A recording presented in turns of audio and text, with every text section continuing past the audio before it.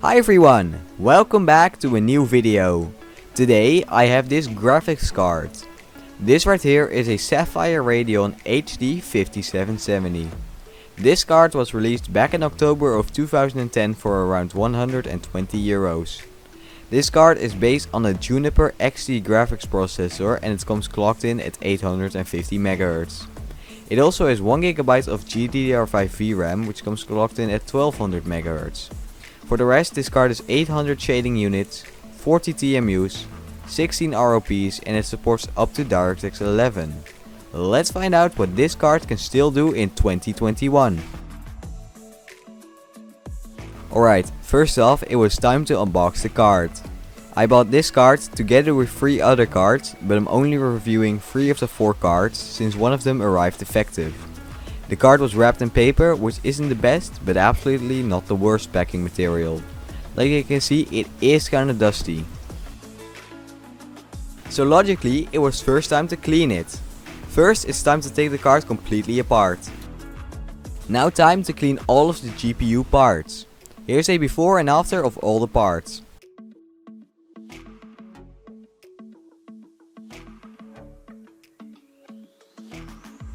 Time to clean all of the thermal paste off of the GPU die and then clean it. Here's how it turned out. Time to put the card back together and apply some new thermal paste.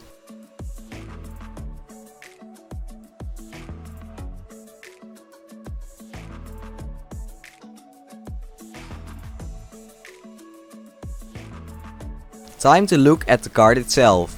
The card has this fan to keep it cool and it does its job well. Here's how the fan sounds in idle, under load,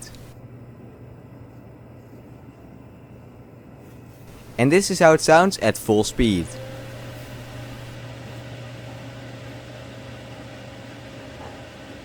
This card has one DisplayPort connector, one HDMI port and 2 DVI ports for video out, and it has one 6-pin connector for power. Alright, time to put the card into my PC. This right here is my test system. This PC features an Intel Core i7-3770K, 8GB DDR3 RAM and an Asus Sabertooth Z77 motherboard. Time to boot up the PC with the card installed.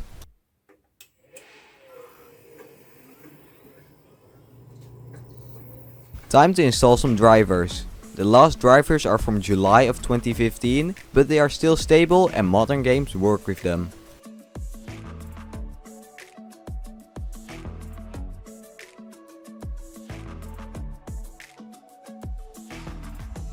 With the drivers installed, first time for some benchmarks. Starting with Userbenchmark, which showed that the i7 was performing as expected, while the HD5770 was performing above expectations. Time for the next benchmark, Heaven.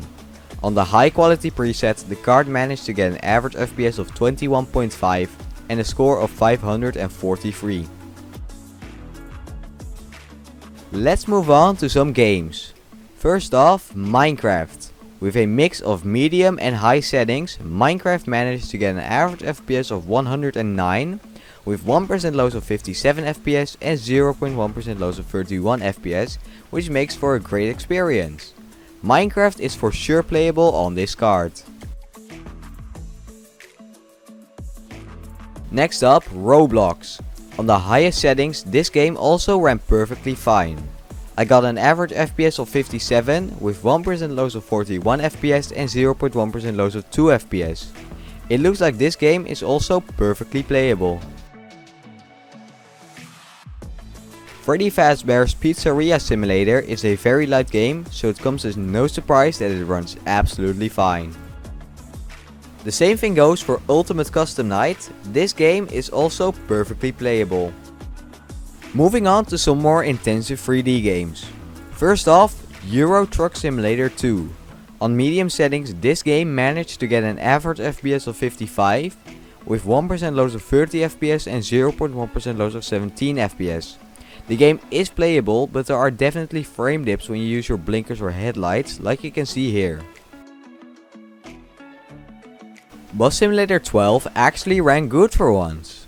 With a mix of medium and low settings, this game ran fine, averaging an FPS of 65, with 1% lows of 37 FPS and 0.1% lows of 13 FPS. This is definitely a surprise.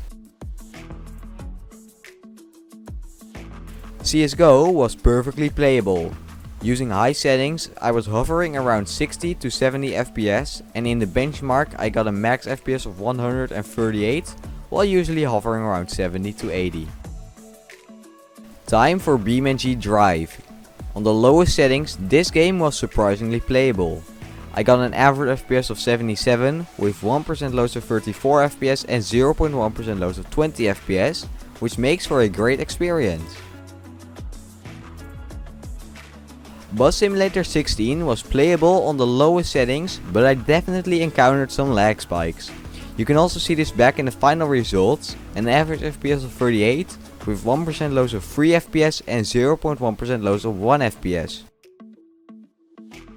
PC Building Simulator required turning down the settings to the lowest and turning the resolution to 1024 by 768, but after that it was actually playable. I got an average FPS of 38, with 1% lows of 10 FPS and 0.1% lows of 5 FPS. Fortnite was surprisingly enough playable.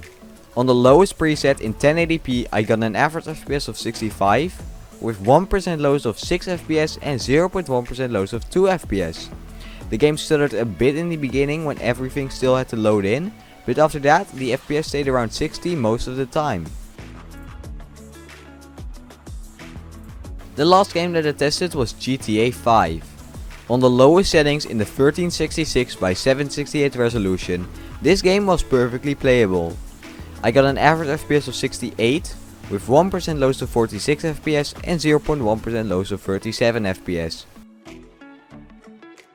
And with that, time to uninstall the drivers and shut the PC down. Now, what is my opinion on this card? I think that this card is actually pretty usable in 2021.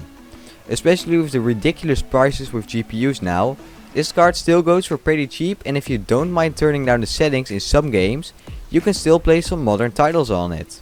Of course, this card won't play Cyberpunk 2077 or modern AAA games, but for lighter titles it's usable. This card is also pretty quiet under load, and although the drivers are discontinued, the last available drivers are stable. And with that, this video comes to an end. Thanks so much for watching, comment, like, subscribe, and I'll see you guys next time. Goodbye!